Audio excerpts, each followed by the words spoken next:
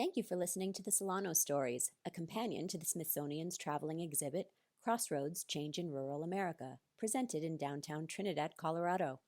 Solanos Stories salutes the farmers, ranchers, cowboys, and cattlemen who helped shape the Southwest, and their trusty hats. Marvin Love, written by Marvin Love.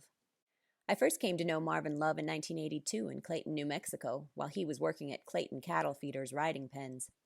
Randy and Marvin were doing some kind of trading. His hat was in pretty bad shape, so Marvin ended up with me a better hat. Me. Sometimes after work, Marvin would go help Doug ride colts. Later that summer in July, he got married to Ruby.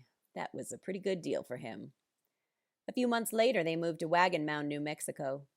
He started work on the Ocati Ranch. The foreman was J.E. McKenzie, or Mac. Mac had him riding colts and gathering yearlings. After the cattle were shipped and the work got a little short, Old Mac made a trade with the CS Ranch and got Marvin a job working at the Martinez camp. He fixed a lot of fence that spring when they sent up the saddle horses. 3 of the horses were young. One he called Skunk, that crazy horse. He could run backwards maybe faster than he could forwards. While at the CS Ranch, he got to know Shorty Murray. Shorty was a very interesting cowboy and a good friend, good as gold. Marvin met another cowboy, Don Davies. He sure helped Marvin a lot. That's who Marvin learned to work rawhide from.